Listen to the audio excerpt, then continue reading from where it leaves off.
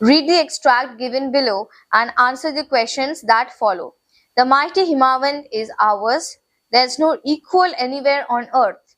The generous Ganga is ours. Which other river can match her grace? The sacred Upanishads are ours. What scriptures else to name with them? Complete the sentence. The word mighty refers to the dash of the Himavan. So what does actually the poet wants to mean, or which characteristic basically the poet wants to highlight when he has used the word mighty? Okay, so you can say that the strength of the Himalayas. Okay, the poet wanted to emphasize on the strength of the Himalayas, or you can also take this answer, that is the grandeur. Grandeur also means mighty or something that is very huge or big. Okay, so grandeur. So anyone you can pick from here. Number 2, choose the correct option to complete the sentences given below. The question mark at the end of the 4th and 6th line of the extract is used too. So why is there a question mark at the end of the 4th and the 6th line? There are some options. You have to pick from the options the correct answer. Show doubt and uncertainty, emphasize a point, highlight confusion and hesitation, reveal inquiry or curiosity. So definitely I think this is very easy and obvious also, that is to emphasize a point. And here we have already seen the figure of speech, the figure of speech that has been used here, and that is rhetorical question. Okay, so these are not actually your typical questions, but rather these are used to emphasize on a certain thing or on a certain matter, right? Now let's go to the third one. The poet uses the word generous to describe the Ganga. Why has the poet used such a word, right? The poet uses the word generous to describe the Ganga because of her life-giving and nurturing traits. These are the key words you have to remember. No matter what kind of answers you frame, but there are some key words that you have to include in your answers to get marks, right? Life-giving and nurturing traits, because I've already discussed that Ganga has been personified as a feminine figure who is very kind, who is very generous, and with her water, it is helping the northern plains of India to flourish and to become fertile, right? As she selflessly provides water and supports life and agriculture. Okay? Okay, next one. Why has the movement of the river described graceful? The movement of the river is described as graceful because it flows smoothly and elegantly. Again, these are the keywords. Its gentle, pleasing motion shows its natural charm, right? Okay, next. Number 5. Fill in the blank with the correct option from the words given in the bracket. The poet is implying that the Upanishads are dashed in their wisdom and spiritual depth. The Upanishads are what? Unmatched or abundant? Yes, very good. I know you can answer this one. This is unmatched, right? Now come to the next part.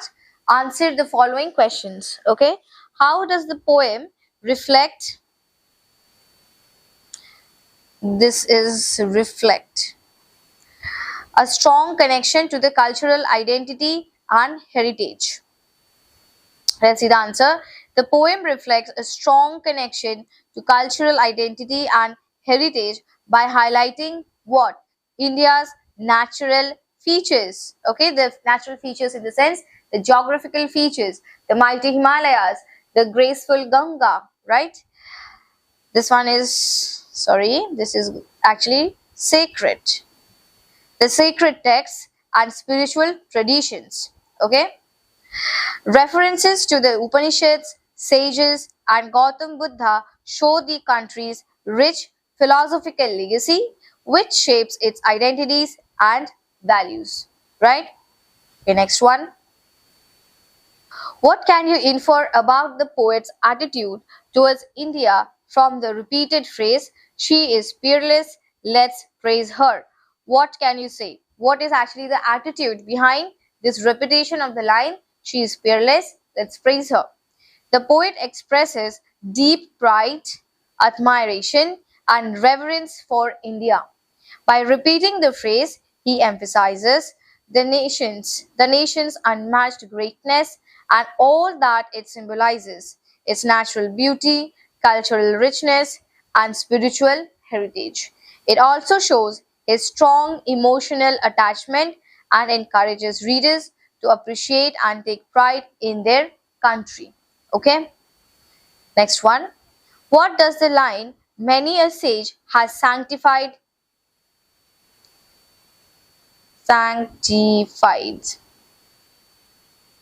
the land" suggest about India's spiritual heritage? Okay, so what was the meaning of sanctified? It basically means purity. Okay, so what does this line basically means? Many a sage has sanctified this land.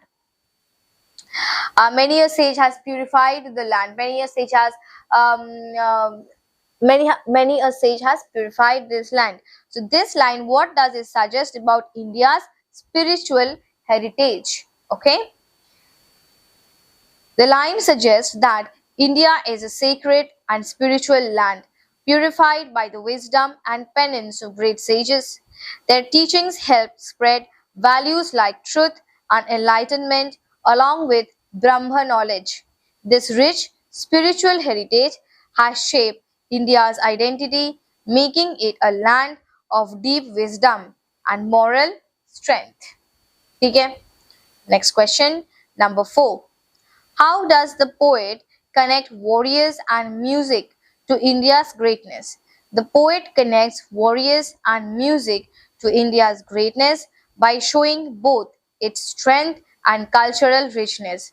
The brave warriors represent courage, sacrifice, and the power to protect the nation, while music reflects harmony, creativity, and artistic excellence. Together, they highlight that India is not only strong in battle but also rich in culture, making it a truly great and balanced nation. Okay? Next one. Number 5. How does this poem foster a sense of national pride? Okay, so how does it actually invoke, you can say that. So how does this poem foster a sense of national pride? So you can say, how does the poem evokes um, the sense of national pride, the patriotism, the nationalism amongst the readers? The poem fosters national pride by by highlighting India's greatness in its culture, spirituality, and natural beauty. Okay, so he brings up these points: the greatness of the culture, the spiritual history, and the natural beauty of India. And through these points, he tries to evoke the feeling of patriotism amongst his readers. Through the references to sages and Brahma knowledge, it presents India as a rich and sacred land. This inspires readers to feel respect and pride for their nation. Right? Okay.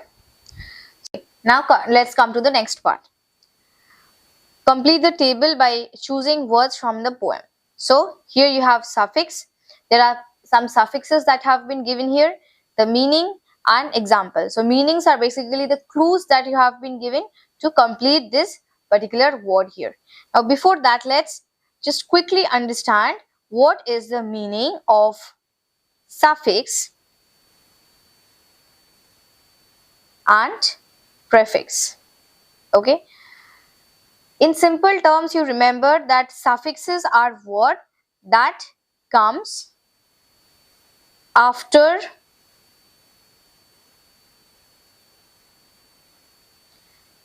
in simple term, you remember that suffixes, they come after a word, right? For example, you can say that help, right? You add less to this, less, it becomes helpless. right? For example, take happy, okay? Add un before happy, right? So it becomes unhappy, okay? So this is our prefix. Prefixes are usually added before a word, and suffixes are usually added after a word. Okay? So now let's see the answers. You have the suffix ous, and you have been given a clue here, full of having the qualities of kindness. So what it can be? Kindness, qualities of kind. Remember? So remember, river Ganga has been attributed with the qualities of generous. So you can say generous, generous. Okay. Next, ity, ity, the state of being very old or ancient. What? Antiquity, QUITY, antiquity. Okay. Next, you have est, and the superlative is the clue is superlative form. So it will be divinest. Okay. Next, you have less, means without something. So it is peerless. Okay. Next part, we have the suffixes here. Let's come to the next part. Next part, we have suffixes. So suffix, what is suffix? Suffixes are basically added after a word. Okay. So here the first one is shun, tion, the action or process of. Like indicate, add suffix tion and make it indication. Example, the dark clouds were an indication that it would rain soon. And here in this exercise, what you have to do, you have to create. There have been there are some suffixes here. What you have to do is you have to make words with the suffixes, as well as you have to make a sentence with those words. Okay. So the our suffix is ive, and it denotes quality or nature of. Okay. So it can be create, okay, and add creative, tive, creative. Okay. And a sentence with creative, the girl was very creative, right? The girl was very creative. Okay. Next one, meant, the action or result of. It means the action or result of. Okay, right? You can say achieve, achieve, achieve, achivement, achievement, right? A sentence, winning the award was a great achievement for her, right? Okay. Next, ed, past tense version of a verb. Okay, any verb, just make it a past tense. For example, what you can say, take sanctify and make it sanctified. Okay, this word I have taken from your poem only, sanctify, sanctified. And a sentence with sanctify, many sages have sanctified our land with great wisdom, right? So you can pause the video. I hope my handwriting is not that bad here. You can at least make out something. Okay, so pause the video, write the answers, right?